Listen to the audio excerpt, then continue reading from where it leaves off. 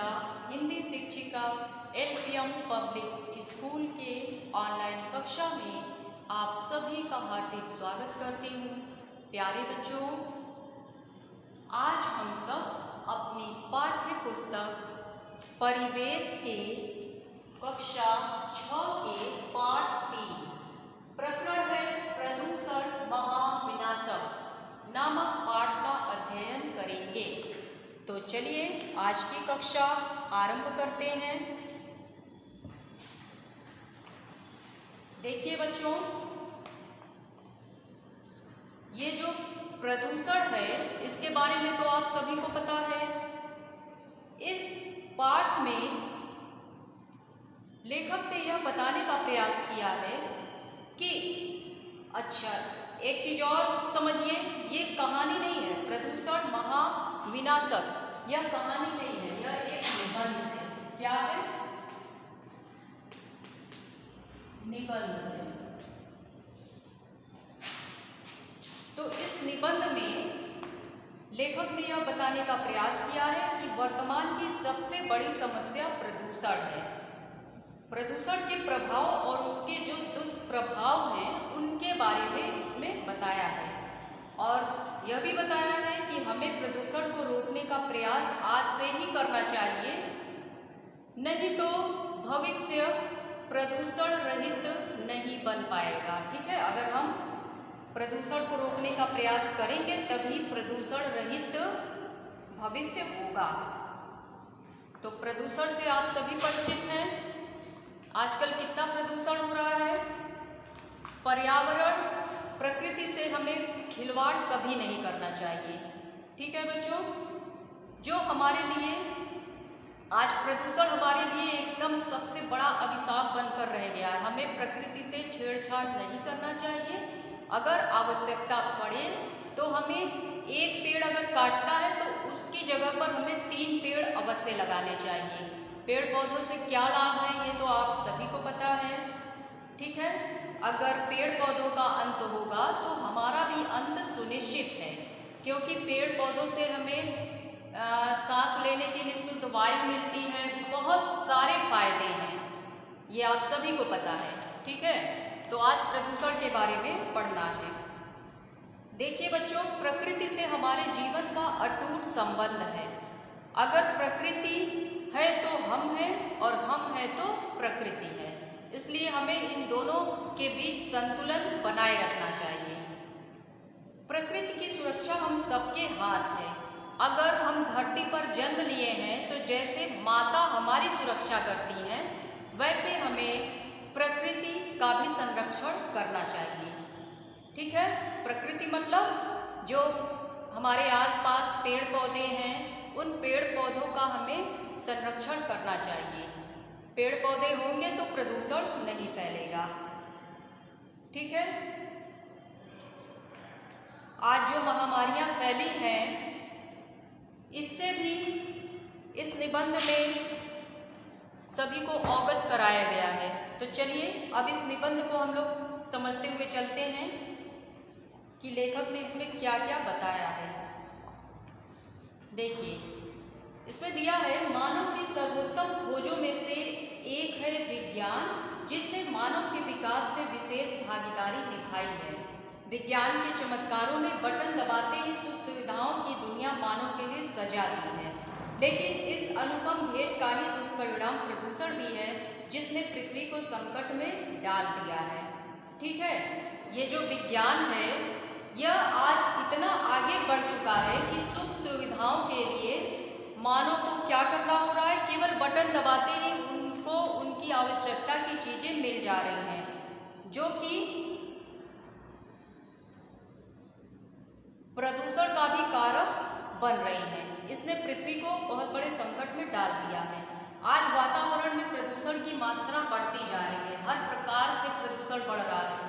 वायु, जल, भूमि की अशुद्धता ने प्रकृति के संतुलन को डगमगा दिया है। वायु प्रदूषण, ध्वनि प्रदूषण, मृदा प्रदूषण, बहुत सारे प्रदूषण हैं। तो ये सभी प्रदूषण के कारण वायु, जल, मृदा ये सभी क्या हो गए? अशुद्ध हो गए हैं, और जिसने प्रकृति के संतुलन को ही डगमगा दिया। प्रदूषण क्या है? प्रदूषण रूपी राक्षस पृथ्वी को अपने आगोश में लेने के लिए आतुर हो रहा है। प्रदूषण को राक्षस माना गया है क्योंकि यह पृथ्वी को खत्म कर डालना चाहता है। आगे देखिए, इसमें बताया गया है कि अपनी विजय और विकास की यात्रा में वह प्रकृति के उपहारों को भूलकर उनका शोषण और दोहन करने लगा है, जिसके परिणाम स्वरूप प्रकृति का संतुलन बिगड़ने लगा और पर्यावरण संकट उत्पन्न हो गया। इसमें बताया गया है कि मनुष्य आज इतना स्वार्थी हो गया है कि अपने लाभ के लिए वह प्रकृति के उपहारों को भूलकर उनका शोषण करने लगा है, जिसके परिणाम स्वरूप प्रकृति का संतुलन बिगड़ने लगा और पर्यावरण संकट उत्पन्न हो गया है। जनसंख्या की वृद्धि, वनों की कटाई, उद्योग धंधों का विकास, अनावश्यक वस्तुओं का अंबार, कूड़े कचरे का ढेर, अस्वस्थकारी चीजों का उपभोग आज पर्यावरण प्रदूषण के कारक बने हुए हैं। ठीक है बच्चों, तो हमें इन सभी पर नियंत्रण करना है। जैसे जनसंख्या की वृद्धि है और वनों को अधिक से अधिक मात्रा में काटना है, उद्योग धंधों का विकास करना है। लोग पेड़ पौधों को काट कर वहाँ पर बहुत सारे उद्योग कारखानों को स्थापित कर रहे हैं, जिनसे पेड़ पौधों की जब कमी हो रही है तो पर्यावरण प्रदूषण हो रहा है। अनावश्यक चीज़ें, कूड़े कचरे का ढेर, ये सभी क्या है? ये सभी पर्यावरण को असंतुलित कर रहे हैं। मनुष्यों ने सुखों की पूर्ति हेतु जहाँ एक ओर वनों को उजाड़ा और वन्य जीवन को विनष्ट किया, वहीं प्लास्टिक के सर्वाधिक उपयोग ने आज कचरे के महल खड़े कर दिए हैं। ठीक है, जो न तो विनष्ट किए जा सकते और न ही वातावरण के लिए स्वस्थकारी सिद्ध हो सकते हैं। मनुष्यों ने क्या किया है? अपने स्वार्थ की पूर्ति के लिए एक और वनों को उजाड़ दिया है और वन्य जीवन को विनष्ट करके क्या किया है? प्लास्टिक का अधिक से अधिक उपयोग किया है। और अगर प्लास्टिक, आपको पता है मिट्टी में प्लास्टिक मिल जाती है तो वह गलती ही नहीं है। ठीक है, प्लास्टिक के सर्वाधिक उपयोग ने आज कचरे के महल खड़े कर दिए हैं, जो प्लास्टिक न तो विनष्ट किए जा सकते और न वातावरण के लिए लाभदायक हैं। तो आज प्लास्टिक के खिलौने, बर्तन, मोबाइल, कुर्सियाँ, मेजें, वॉशिंग मशीन, थैलियाँ आदि अनेक वस्तुएं प्लास्टिक से बनी हुई हैं और इनका उपयोग मनुष्य कर रहा है और इधर उधर जब फेंक देता है तो वही मिट्टी में मिलती है, विनष्ट भी नहीं होती और वातावरण के लिए हानिकारक होती है।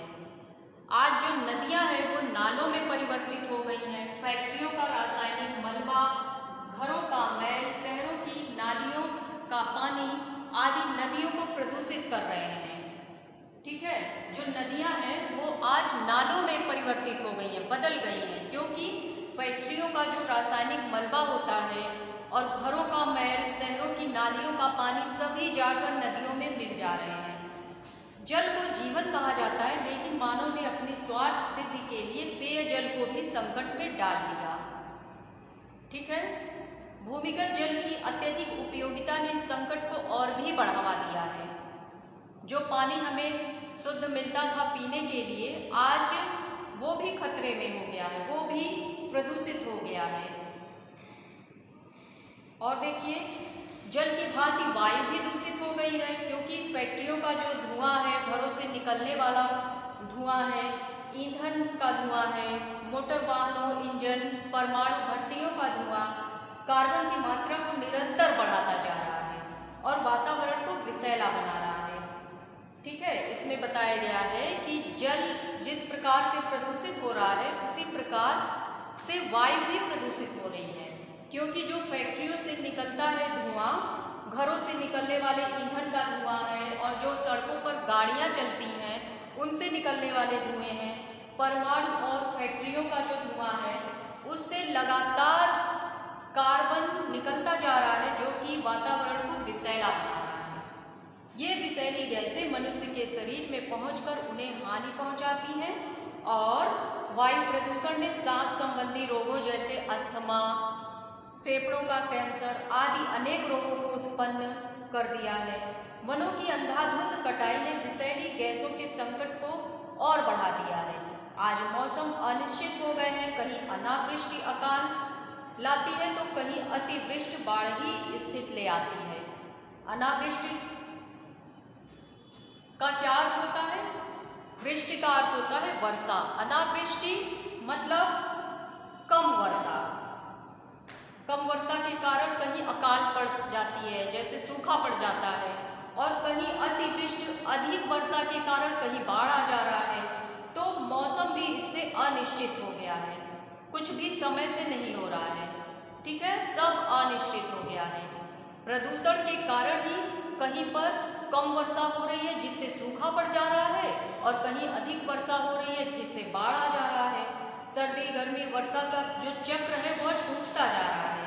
रासायनिक उर्वरकों और कीटनाशक दवाइयों के छिड़काव ने भूमि को दूषित कर विषैला बना दिया है। इन दवाइयों से युक्त फल सब्जी विषाक्त हो गए हैं। जो रासायनिक उर्वरक होते हैं, कीटनाशक दवाइयाँ होती हैं, इनको खेतों में जब छिड़काव करते हैं तो इनसे भूमि भी दूषित हो रही है, और इन दवाइयों के छिड़काव से जो भी फल और सब्जी उत्पन्न हो रहे हैं वह भी विषैले हो रहे हैं। ठीक है, तो प्रदूषण का यह घिनौना रोग पृथ्वी को निरंतर आंदोलित करता जा रहा है। कभी संगीत की ध्वनि पक्षियों का कलरव, आनंद और मधुरता के साथ ही साथ शांति को भी प्रस्तुत करता था, लेकिन आज गाड़ियों, मोबाइल, इसमें क्या बताया गया है कि पहले के समय में जब वातावरण एकदम शुद्ध होता था तब हम लोग क्या सुनते थे? कभी संगीत की ध्वनि, पक्षियों का कलरव, सुबह सुबह जब भोर में चिड़िया चहचहाती थी उसी को बोलते पक्षियों का कलरव, आनंद और मधुरता, इन सभी को शांति के साथ जब हम लोग सुनते थे तो आज वह समय खत्म हो गया है, क्योंकि आज गाड़ियों, मोबाइल, रेडियो, टीवी आदि के शोर ने ध्वनि प्रदूषण के स्तर को भी बढ़ा दिया है। मंदिरों, गुरुद्वारों में कीर्तन मंडलियों द्वारा जो लाउड स्पीकर चलाए जाते हैं उनसे ध्वनि प्रदूषण उत्पन्न हो रहा है। ठीक है, जिससे श्रवण संबंधी बीमारियां उत्पन्न होने लगी हैं। श्रवण मतलब कान से संबंधित बीमारियां उत्पन्न होने लगी हैं, जिससे व्यक्ति जीवन में चिड़चिड़ाहट और तनाव का शिकार हो रहा है। जब ध्वनि प्रदूषण फैलेगा, चारों तरफ लाउड स्पीकर बजेंगे, तो क्या है, व्यक्ति के अंदर चिड़चिड़ाहट और तनाव उत्पन्न होगा। ठीक है, और कानों से संबंधित बहुत सारे रोग भी हो जाएंगे। इसलिए मानव भविष्य में आने वाले संकट के प्रति सचेत हो, तभी विश्व में पर्यावरण की समस्या को रोका जा सकता है। इसके लिए 5 जून की तिथि पर्यावरण दिवस के रूप में मनाई जाती है। इसको आप लोग नोट कर लीजिए। 5 जून को क्या मनाया जाता है?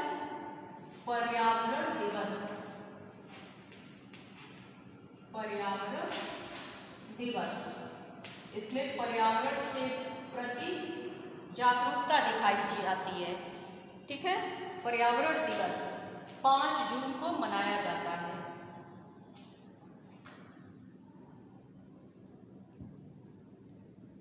औद्योगिक क्षेत्र में किसी भी उद्योग को लाइसेंस देने के पहले पर्यावरण विशेषज्ञों की स्वीकृत धुएं तथा अन्य प्रदूषणों के निष्कासन की समुचित व्यवस्था को अनिवार्य कर दिया गया है। विषैले पदार्थों, कूड़ा कचरा आदि को नदियों और जलाशयों में प्रवाहित होने से रोका जा रहा है। ठीक है, तो इन सब से बचने के लिए हमें अधिक से अधिक पेड़ पौधे लगाने होंगे, और जो प्रकृति के लिए हानिकारक चीजें हैं उनका उपयोग बंद करना पड़ेगा। जैसे पॉलीथीन या प्लास्टिक का उपयोग, जलवायु, भूमि, आकाश की स्वच्छता को बनाए रखना होगा। हमारा कर्तव्य है भावी पीढ़ी को स्वच्छ पर्यावरण प्रदान कर हम ईश्वर की रचना को और अधिक सुंदर बना सकते हैं। ठीक है बच्चों, तो इसी बात को इसमें बताया गया है।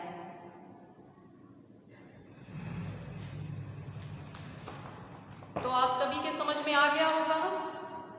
इसमें लेखक ने क्या बताने का प्रयास किया है कि हमें वर्तमान की जो सबसे बड़ी समस्या है वह प्रदूषण है।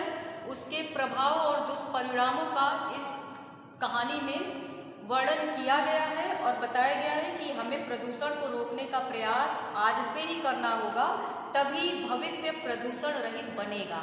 अगर हम प्रकृति के साथ छेड़छाड़ करेंगे तो प्रकृति का और मनुष्य का संतुलन बिगड़ जाएगा। अगर प्रकृति है तो हम हैं तो प्रकृति है। और हमें अगर आवश्यकता है एक पेड़ काटने की तो उसकी जगह हमें 3 पेड़ लगाने चाहिए, ठीक है। और हमें पेड़ पौधों का संरक्षण करना चाहिए, क्योंकि पेड़ पौधों से ही प्रदूषण खत्म होगा। जल प्रदूषण, वायु प्रदूषण, ध्वनि प्रदूषण, ये सभी प्रदूषण क्या है, इन पर हमें रोक लगाना चाहिए। नदियों में जो फैक्ट्रियों का पानी है उसे नहीं बहाना चाहिए। और जो धुआं है, ठीक है, जो चिमनियों से निकलता है धुआं, उससे हमारा वायु प्रदूषण हो रहा है, जिससे कि सांस संबंधी अनेक बीमारियां हो रही हैं। और ध्वनि प्रदूषण, जो लाउड स्पीकर बजते हैं उनसे ध्वनि प्रदूषण हो रहा है, जिससे कान संबंधी अनेक बीमारियां उत्पन्न हो रही हैं, ठीक है। तो हमें इन सब पर रोक रखना चाहिए और पर्यावरण के संतुलन को बनाए रखने का प्रयास करना चाहिए। अधिक से अधिक पेड़ हमें लगाना चाहिए,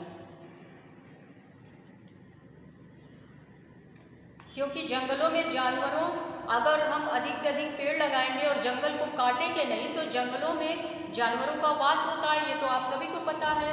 और इन्हीं से धरती पे रहने से, जानवरों के धरती पे रहने से क्या होता है, प्रकृति सुरक्षित रहती है। तो बच्चों, आप सब इस कहानी को अच्छे से, इस वीडियो को बार बार देखिए और अच्छे से इस कहानी को समझ लीजिए। और PDF भेजा जाएगा, उसमें कुछ अभ्यास के प्रश्न होंगे, उसे आप सब अपनी कॉपी में अच्छे से लिख लीजिएगा और याद भी कर लीजिएगा, ठीक है।